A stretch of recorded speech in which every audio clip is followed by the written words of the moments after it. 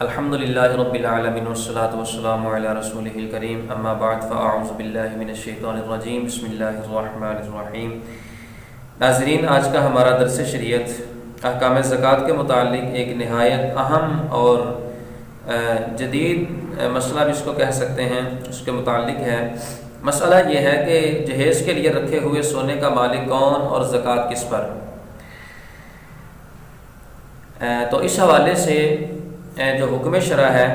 وہ یہ ہے کہ سونا جس بندے نے بنوایا ہے، جس بندے نے سونے کے لیے پیسے خرچ کیے ہیں، باپ نے اگر بنوایا ہے تو وہ باپ کی ملکیت ہے، بھائی نے بنوایا ہے تو وہ بھائی کی ملکیت ہے، بیٹے نے خود بنوایا ہے تو وہ بیٹی کی ملکیت ہے، والدہ نے بنوایا ہے تو وہ والدہ کی ملکیت ہے۔ تو لہٰذا جس بندے نے پیسے خرچ کیے ہیں، اپنا ذاتی پیسہ جو ہے نا وہ اس پہ خرچ کیا ہے، بنوایا ہے، سونا بھی اسی کی ملکیت میں ہوگا۔ عموماً ہمارے عام طور پر والدین بنوا کے دیتے ہیں اپنی بیٹیوں کو،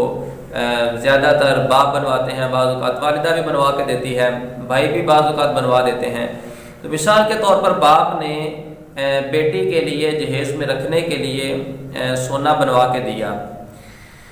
تو اب دیکھیں گے کہ وہ جو سونا اس نے بنوایا ہے، زیورات اس کے بنوائے ہیں، وہ بیٹی کی ملکیت کر دیے ہیں یا نہیں کیے۔ اگر تو اس نے بیٹی کی ملکیت کر دیے، اس کے ہینڈ اوور کر دیے، اس کے قبضے میں دے دیے، اس نے قبضہ کر لیا، تو بیٹی کی ملکیت قرار پائیں گے۔ تو اب زکوٰۃ کا جو معاملہ ہوگا وہ بیٹی کے متعلق ہوگا، باپ کے متعلق نہیں ہوگا۔ یعنی بیٹی کے پاس اگر سونا 7.5 تولے ہے، شرائط پائی جاتی ہیں، سال گزر جاتا ہے تو بیٹی کے اوپر زکوٰۃ لازم ہوگی۔ اور اگر 7.5 تولے سے کم ہے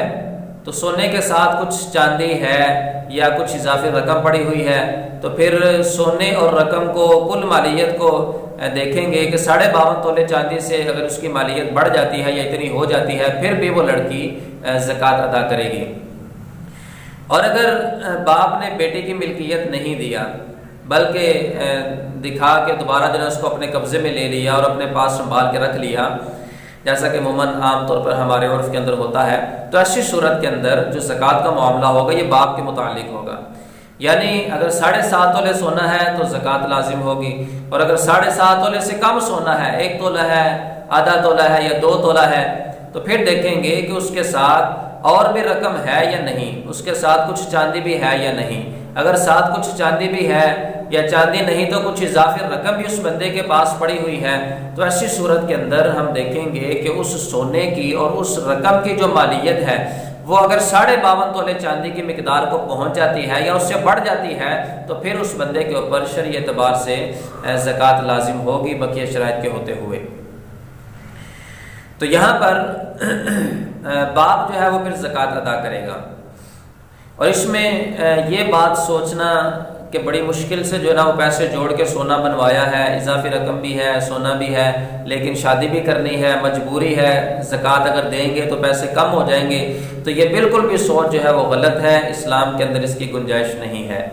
یہ بات سوچیں کہ پہلے بھی آپ کو اللہ تعالیٰ نے دیا ہے، سونا بھی اللہ تعالیٰ کی طرف سے ہے، پیسے بھی اللہ تعالیٰ کی طرف سے ہیں، تو جس مالک نے، جس خالق نے آپ کو پہلے سونا دے دیا ہے، پیسے دے دیے ہیں، اسی کا حکم آپ کے متعلق ہوا ہے کہ اس کی راہ کے اندر زکوٰۃ ادا کریں۔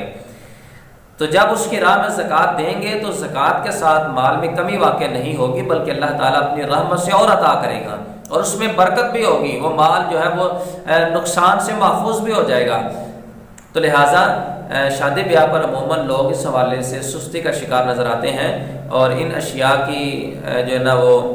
زکوٰۃ ادا نہیں کرتے، بلکہ خوش دلی کے ساتھ ان چیزوں کی زکوٰۃ دینی چاہیے۔ انشاءاللہ اللہ تعالیٰ کی رضا کے لیے جب خوش دلی کے ساتھ اس کی بارگاہ میں زکوٰۃ پیش کریں گے، زکوٰۃ نکالیں گے اپنے اموال کی، تو اللہ نے چاہا تو مال میں بھی برکت ہوگی اور چیزیں بھی محفوظ رہیں گی، اور جس مقصد کے لیے یہ کام کر رہے ہیں اللہ تعالیٰ اس کو صدقہ کی برکت سے، خیر و عافیت سے پایہ تکمیل تک بھی پہنچائے گا۔ اللہ تعالیٰ ہم سب کو شریعت مطہرہ کے مطابق عمل کی توفیق دے، خوش دلی سے اپنے اموال کی زکوٰۃ دینے کی توفیق عطا فرمائے۔ آمین بجاہ النبی الامین صلی اللہ علیہ وسلم۔